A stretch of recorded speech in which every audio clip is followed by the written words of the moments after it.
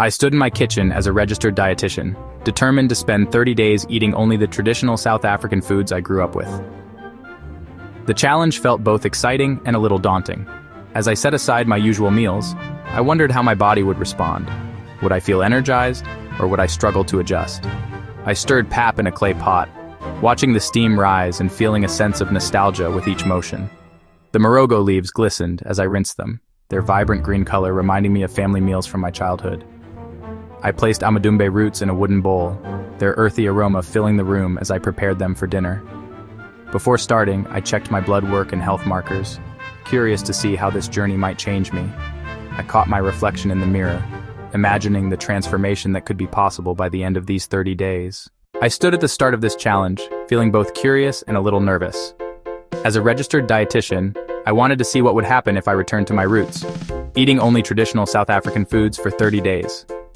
My journey began with a snapshot of my current self, my weight, my body measurements, and my latest blood work results. I watched the numbers appear on the screen, my starting weight, my waist and hip measurements. These figures felt more personal than ever, knowing they would be my baseline for the month ahead. My blood work results flashed before me, each marker a reminder of my health at this moment. I wondered how these numbers might shift as I embraced a new way of eating. I couldn't help but imagine the changes that might be in store. Would the results surprise me? I pictured myself with more energy, clearer skin, and maybe even better lab results. The anticipation was real. As the calendar flipped forward, I felt a mix of excitement and uncertainty. The journey was about to begin, 1 week at a time. The first week swept in with a rush of hope and nerves.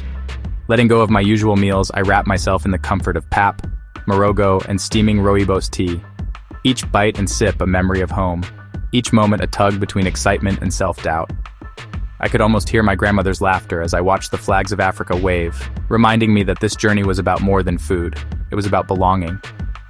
Every morning I cradled a bowl of pap, the steam rising like a gentle hug.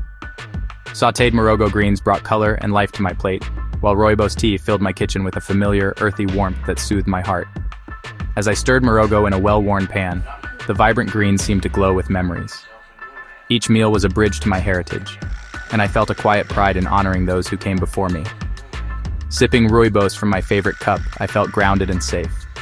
The taste was a gentle reminder of childhood, yet every swallow carried the thrill of rediscovering a piece of myself I'd almost forgotten. Still, the cravings came, sweetness calling to me, energy dipping as the week wore on. I wrestled with frustration, but reminded myself that real change is never easy, and every struggle was part of my story. When week 2 arrived, I felt a spark of courage. My curiosity grew as I opened my heart and my menu to new flavors and possibilities. I welcomed amadumbe, its earthy richness grounding me, along with tangy baobab and a rainbow of fermented foods. Each bite was a leap into the unknown, and I savored the adventure. The first taste of baobab powder surprised me, soft, tart, and new. Its gentle sweetness danced with the savory dishes, and I felt a childlike wonder at how tradition could still surprise me. Fermented foods brought a tangy brightness and a sense of play to my meals. Arranging them on a wooden board, I admired their colors and textures, grateful for the nourishment they offered my body and my spirit. Slowly, I noticed my digestion easing, my mood lifting, and my sleep deepening. The changes were quiet but powerful, proof that small steps could lead to real transformation. By week 3, celebration filled my kitchen. I dove into the flavors of Xhosa, Zulu, and Sotho meals, each dish telling a story of resilience, family, and joy. Recreating traditional recipes, I let the spices and textures transport me. Each culture's food became a comfort, a reminder that I was part of something bigger than myself. The Zulu meal setup was a feast for the eyes and the soul, colorful, hearty, and shared with family. In those moments, I realized food was about connection as much as nutrition. Serving an authentic Sotho meal, I felt a surge of pride.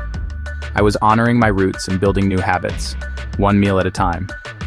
Each bite was a promise to myself, to keep growing, to keep learning, to keep celebrating where I come from. I caught my reflection and saw clearer skin, brighter eyes, and a new energy. I wanted to share this journey with everyone. What changes might you notice if you honored your own roots? By week 4, I felt triumphant.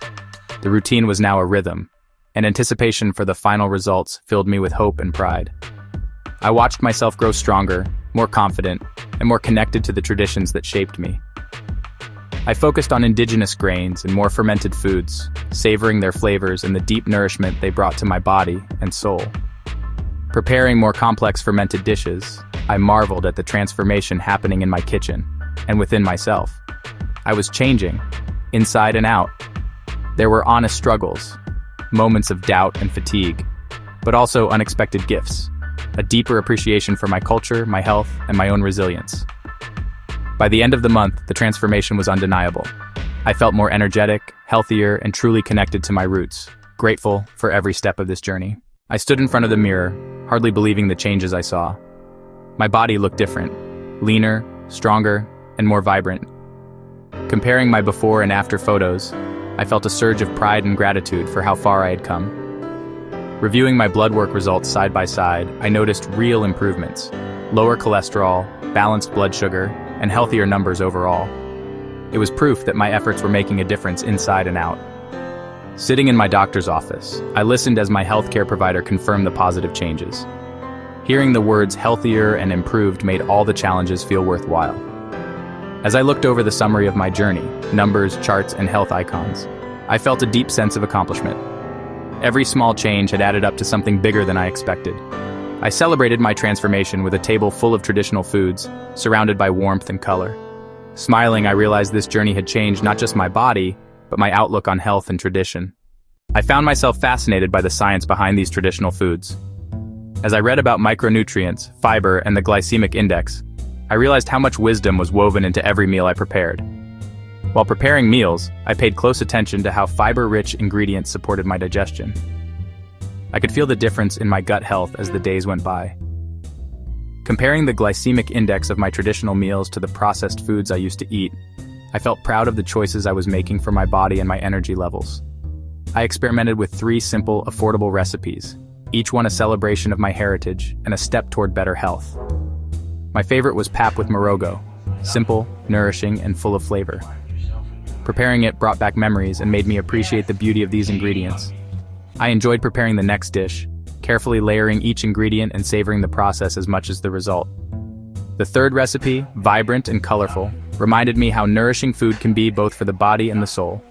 Looking back, I realized how much I had learned, not just about nutrition, but about myself. These foods gave me energy, clarity, and a deeper connection to my roots. Sitting at my kitchen table, I savor the vibrant flavors of traditional South African dishes, feeling a deep sense of pride and gratitude for the journey I've taken. As I reflect on the past month, I notice how my relationship with food has changed. Meals now feel more meaningful, and each bite connects me to my roots. Curiosity stirs within me as I consider what challenge to take on next, perhaps exploring the Mediterranean diet for another 30 days. I feel a sense of accomplishment, eager to document and share more discoveries from my ongoing journey with food and culture.